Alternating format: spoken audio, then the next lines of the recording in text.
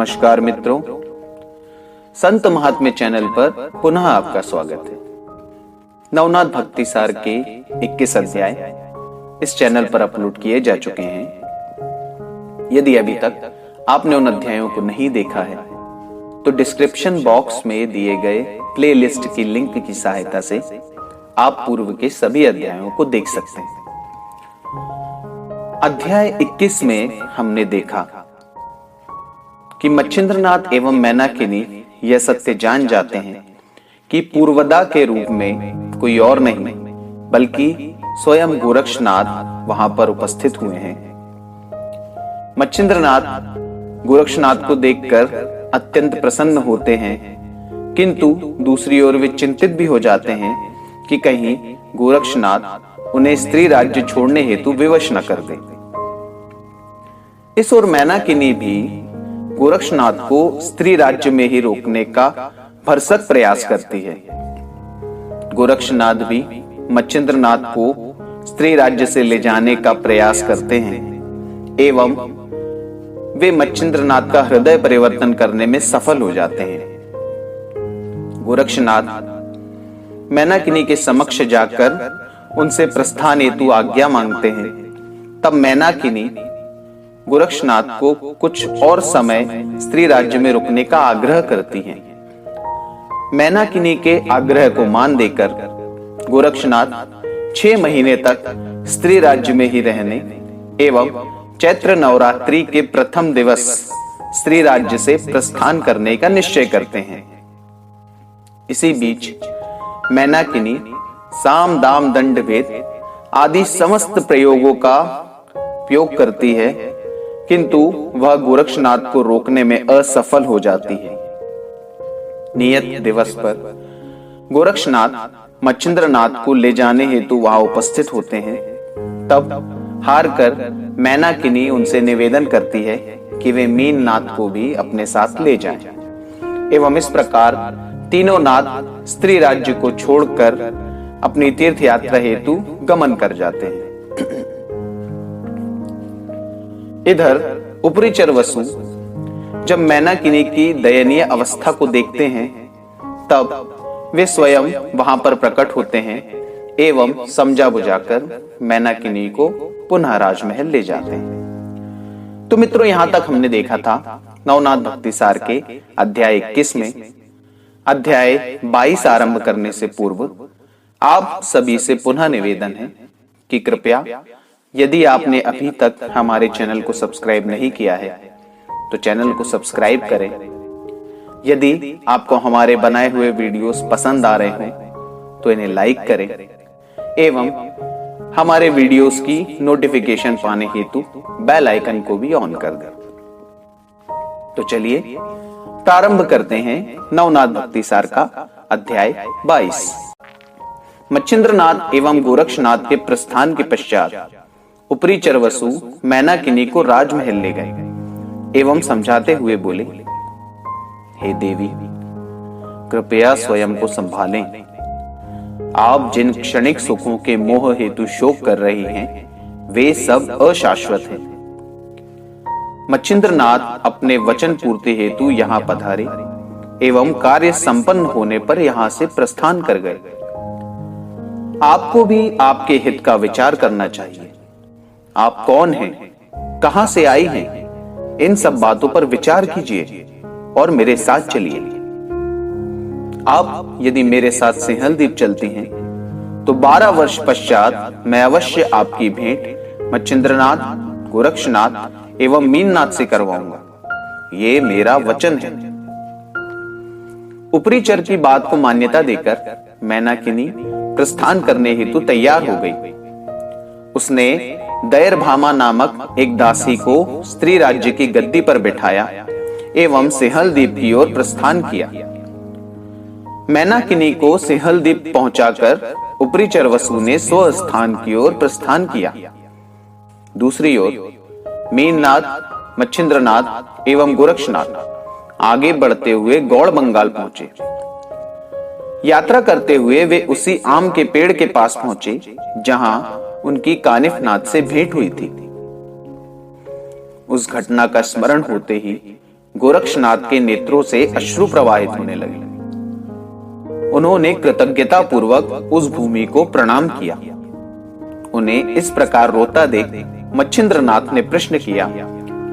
तब गोरक्षनाथ ने गुरु भेंट हेतु बद्रिकाश्रम का त्याग करने के पश्चात कहां कहां भ्रमण किया, किन किन कष्टों को सहा एवं अंततः किस प्रकार इस स्थान पर आकर उन्हें गुरु की जानकारी प्राप्त हुई, ये सर्व वृत्तांत मच्छिंद्रनाथ को बताया। सर्व वृत्तांत सुनकर मच्छिंद्रनाथ को गोरक्षनाथ की गुरु भक्ति पर अत्यंत अभिमान हुआ। उन्होंने प्रेम पूर्वक गोरक्षनाथ को अपने सीने से लगा लिया। मार्ग में आगे बढ़ते हुए गोरक्षनाथ ने गोपीचंद, जालिंधरनाथ एवं मैनावती की कथा मच्छिंद्रनाथ को सुनाई, जिसे सुनकर मच्छिंद्रनाथ अत्यंत क्रोधित हो गए एवं गोपीचंद का नाश करने हेतु हेलापट्टन की ओर प्रस्थान करने लगे। हेलापट्टन पहुंचकर उन्होंने जब ग्रामवासियों से जांच पड़ताल की तो उन्हें कानिफनाथ द्वारा जालिंधरनाथ को गड्ढे से बाहर निकालने से लेकर गोपीचंद का वैराग्य धारण एवं मुक्तचंद के राज्याभिषेक की सारी घटना का ज्ञान हुआ। तब कहीं जाकर मच्छिंद्रनाथ का क्रोध शांत हुआ। तत्पश्चात उन तीनों ने राजमहल जाकर मैनावती से भेंट की। मैनावती उन तीनों से भेंट कर अत्यंत प्रसन्न हुई एवं उनका उचित सत्कार कर उन्हें 3 दिवस तक राजमहल में ही रहने का निवेदन किया। 3 दिवस तक राजमहल में वास्तव्य करने के पश्चात नाथों ने मैनाकिनी को अनेकों आशीर्वाद देकर वहां से विदा ली। हेलापट्टन के पश्चात वे तीनों नाथ प्रथम जगन्नाथपुरी एवं तत्पश्चात सौराष्ट्र गए। वहां पहुंचकर उन्होंने एक गांव में विश्रांति ली। प्रातः काल उठकर गोरक्षनाथ भिक्षा हेतु गांव में गए एवं कुछ समय पश्चात वापस लौटे। गोरक्षनाथ के लौटने पर मच्छिंद्रनाथ ने मीननाथ को जगाकर एक स्थान पर शौच हेतु बिठाया। कुछ समय पश्चात उन्होंने गोरक्षनाथ को आदेश दिया कि वे मीननाथ को नदी पर ले जाकर नहला धुलाकर ले आए। गोरक्षनाथ जब मीननाथ के पास पहुंचे तब मीननाथ के विष्ठा से भरे हुए हाथ पांव देखकर वे अत्यंत चिढ़ गए। मन ही मन बुदबुदाते हुए वे बोले, मच्छिंद्रनाथ जैसे महायोगी को बाल बच्चों का ये सरदर्द क्यों झेलना पड़ रहा है? मुझे ही इस सरदर्द का निवारण करना चाहिए। क्रोध में भरे हुए गोरक्षनाथ मीननाथ को नदी पर लेकर गए। गुरुदेव ने इसे नहला धुलाकर लाने कहा है ना, तो अब इसे मैं अंदर बाहर ढंग से ही धोता हूं। ऐसा सोचकर उन्होंने जोर से मीननाथ को एक पत्थर पर पटककर उसका वध कर दिया। उन्होंने सारी आंतें निकालकर मांस एवं हड्डियां जानवरों को खाने दे दी एवं पुनः उन आंतों को लेकर मच्छिंद्रनाथ के पास पहुंचे। मच्छिंद्रनाथ उस समय गांव में गए थे। गोरक्षनाथ ने मीननाथ की उन आंतों को धूप में सुखाने हेतु टांग दिया। वापस लौटने पर मच्छिंद्रनाथ को जब मीननाथ कहीं नहीं दिखे तो उन्होंने गोरक्षनाथ से प्रश्न किया। इस पर गोरक्षनाथ ने उत्तर दिया, आपकी आज्ञा अनुसार मैंने मीननाथ को नहला धुलाकर बाहर धूप में सूखने हेतु रख दिया है। यह सुनकर मच्छिंद्रनाथ को अत्यंत आश्चर्य हुआ। वे मीननाथ को देखने बाहर पहुंचे तो मीननाथ के स्थान पर उनकी आंतों को सूखता देखकर मच्छिंद्रनाथ दंग रह गए। पुत्र शोक में वे विलाप करने लगे। उनकी अवस्था को देखकर गोरक्षनाथ बोले, गुरुदेव आत्मा तो अजर अमर है ना, फिर मीननाथ हेतु इतना शोक क्यों? आत्मा शाश्वत है, उसे मृत्यु नहीं है। इस दृष्टि से मीननाथ कल भी था और आज भी है, अतः कृपया स्वयं को संभालिए। गोरक्षनाथ के इतना समझाने पर भी मच्छिंद्रनाथ का शोक समाप्त नहीं हुआ। अतः संजीवनी मंत्र के प्रयोग से गोरक्षनाथ ने मीननाथ को अंततः पुनः जीवित किया। मीननाथ के जीवित होते ही मच्छिंद्रनाथ ने उन्हें अपने गले से लगा लिया।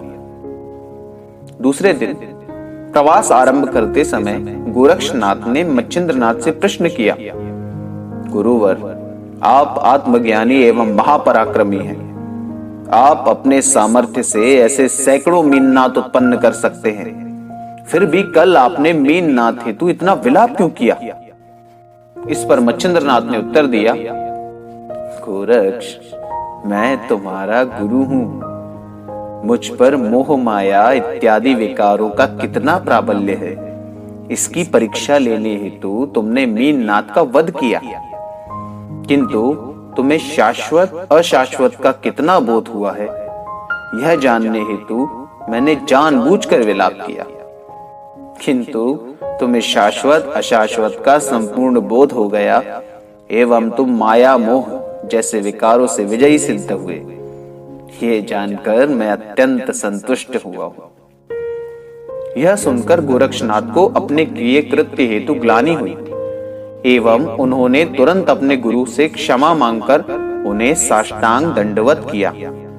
मित्रों, नवनाथ भक्तिसार का 22वां अध्याय यहीं पर समाप्त होता है। नमस्कार।